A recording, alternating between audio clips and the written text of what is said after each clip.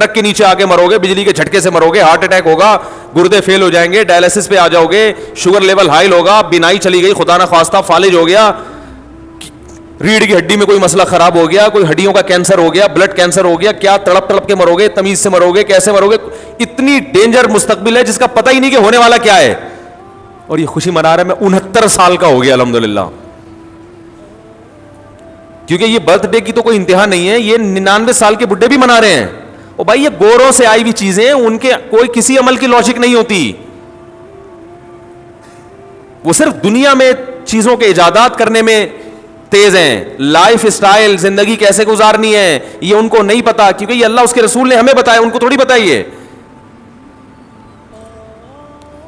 لوگ اب ایک اشکال ہم پہ کرتے ہیں کہ یار اگر کوئی خوش ہو رہا ہے برتھ ڈے پر, اگرچہ اس کی لاجک نہیں بنتی, لیکن خوش ہونے پر گورنمنٹ کی طرف سے کوئی پابندی تو نہیں ہے نا, ہونے دو نا, کیا جا رہا ہے اس میں. بھائی اگر کوئی ویسے ہی خوش ہو رہا ہے اور اس کو خوشی میں, اب برتھ ڈے پر, میری برتھ ڈے پر آپ نے پھول بھیج دیے دو اور میں نے بھی پھول بھیج دیا, تو محبت نہیں بڑھ رہی ہے نا. کیا لاجک تلاش کرنا, اصل میں ہم پھانسی کے پندے کے قریب جا رہے ہیں, قبر کے ڈرونی باتیں کر کے لوگوں کو ٹینشن میں ڈالنے کی کیا ضرورت ہے. یہ سوال سمجھ میں آیا یا نہیں آیا؟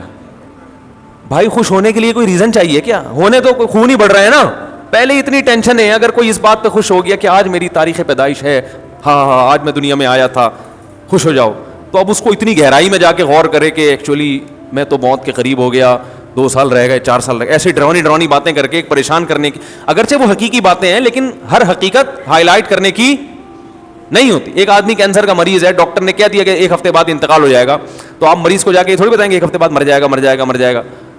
وہ کہے گا یار مجھے بھی پتا ہے مر جاؤں گا, لیکن کوئی اچھی باتیں کر لو. تو یہ بھی ایک اشکال کیا جاتا ہے کہ مولانا لوگوں کو خوش ہونے سے بھی تکلیف ہوتی ہے. بھائی سمجھ میں آ رہی ہے بات؟ اس کا جواب سنیں. بعض خوشیاں ایسی ہوتی ہیں جس کی کوئی ریزن نہیں ہے, لیکن ان چیزوں کے خوش ہونے پر فائدے کے بجائے آپ کا نقصان ہو رہا ہے. سمجھ رہے ہو؟ اگر اس میں نقصان نہ ہوتا نا تو ہم کہتے چلو لاجک تو نہیں بنتی خوش ہونے کی, مگر گورنمنٹ کی طرف سے خوش ہونے پر کوئی پابندی نہیں ہے, کبھی بھی کوئی بھی کسی بھی وقت خوش ہو سکتا ہے. تو آپ بھی ہو لیں کہ آج میں پیدا ہوا تھا, تو چلو کوئی بات نہیں, ختم ہو گئی بات, کوئی اتنا بڑا مسئلہ نہیں ہے. کینسر کا مریض کو پتا ہے کہ 1 ہفتے بعد میں مر جاؤں گا, لیکن وہ کہہ رہے کہ میں 6 مہینے بعد مروں گا, حالانکہ ہمیں پتا ہے کہ جھوٹ بول رہا ہے, لیکن ہم بھی اپریشیٹ کرتے ہیں, ہاں بھائی ہم نے بھی یہی سنا ہے کہ آپ 6 مہینے بعد مریں گے, چلو بیچارہ خوش ہو جائے گا. سچ بولنے کا یہاں فائدہ کیا ہے؟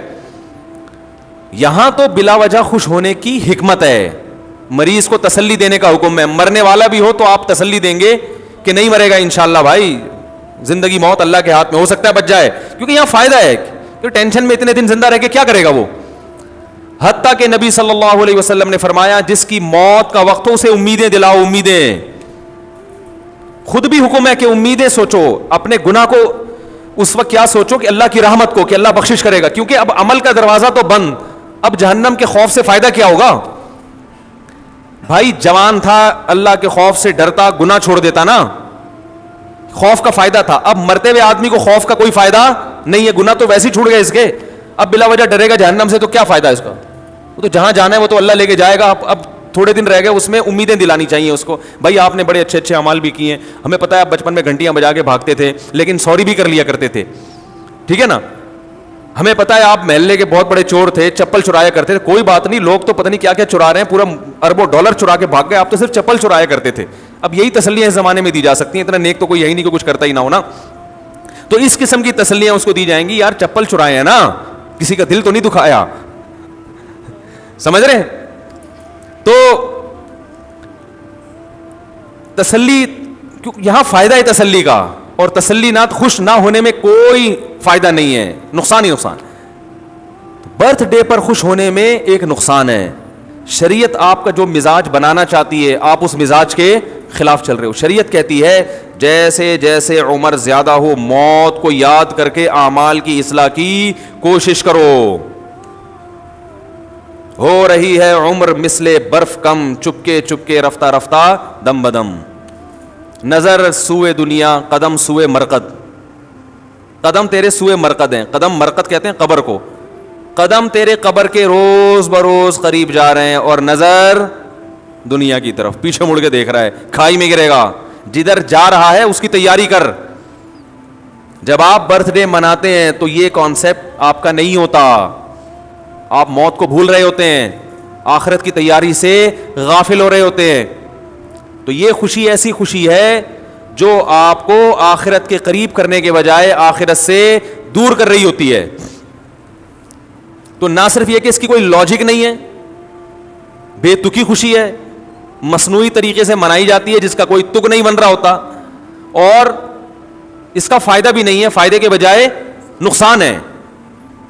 اور یہ پوری فلسفہ کسی کی سمجھ میں نہ بھی آئے تو ایک موٹی بات کہ خوش ہونے کے لیے ایسی خوشی جن کی کوئی ریزن ہے وہ کوئی کم ہے جو ہم خام خامے بلا وجہ خوشیاں مناتے رہیں بیٹھ کے. دیکھو انگریزوں کے پاس خوش ہونے کے مواقع ہے ہی نہیں, اس لیے انہوں نے برتھ ڈے اور یہ ٹوپی ڈرامہ کچھ نکالے ہوئے ہیں تاکہ ہم سیلیبریٹ کریں, ہاں ہاں ہو ہلا گلا ہوگا. ان کے ہے ہی نہیں. وہ خوشیاں جو نیچرل خوشیاں تھیں وہ اس معاشرے میں ختم ہو چکی ہیں.